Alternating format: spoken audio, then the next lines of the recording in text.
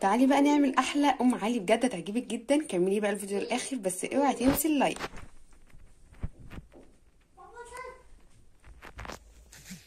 السلام عليكم ورحمه الله وبركاته. ازيكم يا احلى متابعين؟ يا رب تكونوا بخير دايما وفي احسن حال يا رب. معاكم الجديد مع مطبخ ام حمزه. تعالي النهارده هنعمل ام علي لذيذه، حاجه مسكره وجميله جدا ما شاء الله عليها، بس هي بتزود في الوزن شويه وبتدفي في الشتاء، جميله جدا.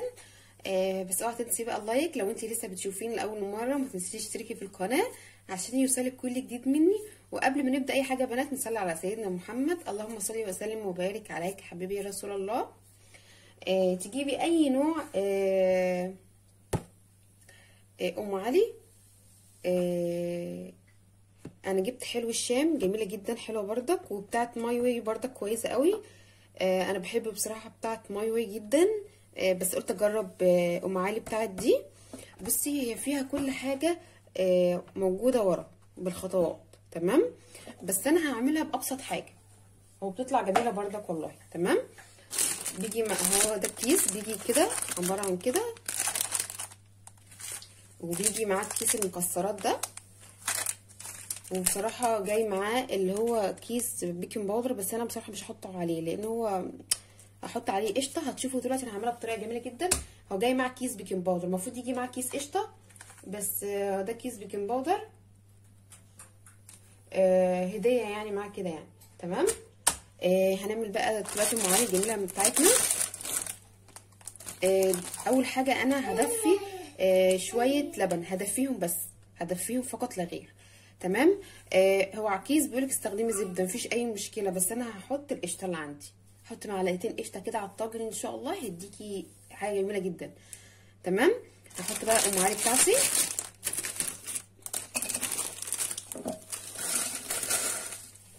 هسوي، بصي هقولك على حاجه، هفضيه في طبق كبير عادي خالص الاول.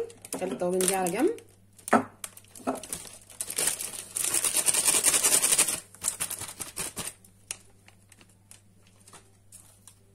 كده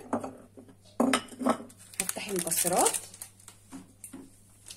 شكرا جدا ليكم بجد على التعليقات بتاعتكم، جميله جدا ما شاء الله عليها.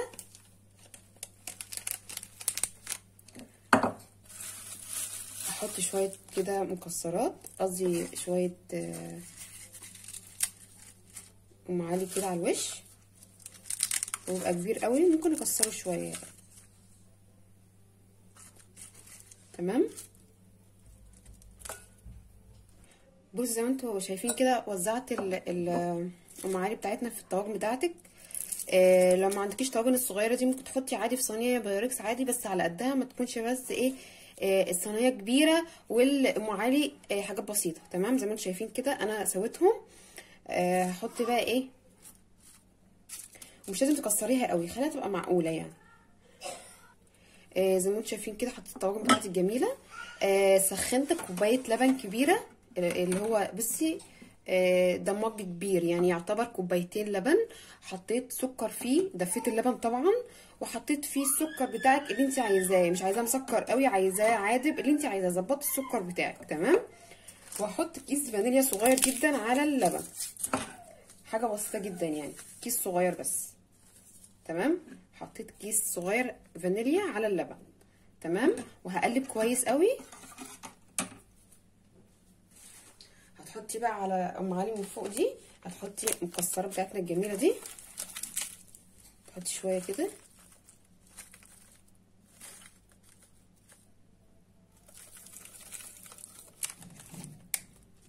تحطي المكسرات على الوش كده، وتقلبي كده حاجات بس بسيطه كده كده.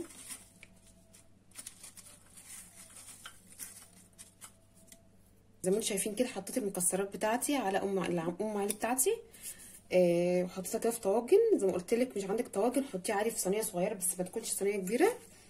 ووزعيها كده عشان تبقي عارفه. لو جالك معاه كيس بيكنج باودر كده ما تحطوهوش عليه، انا بصراحه مش هحطه عليه لان ده مش محتاجاه. تمام. عايزه تحطي زبده او قشطه اللي موجود عندك، مفيش اي مشكله، بس انا هحط قشطه، عندي قشطه جميله جدا. خليت ظبطت اللبن بتاع السكر بتاعي، حطيت السكر كويس قوي. ظبطت السكر بتاعك.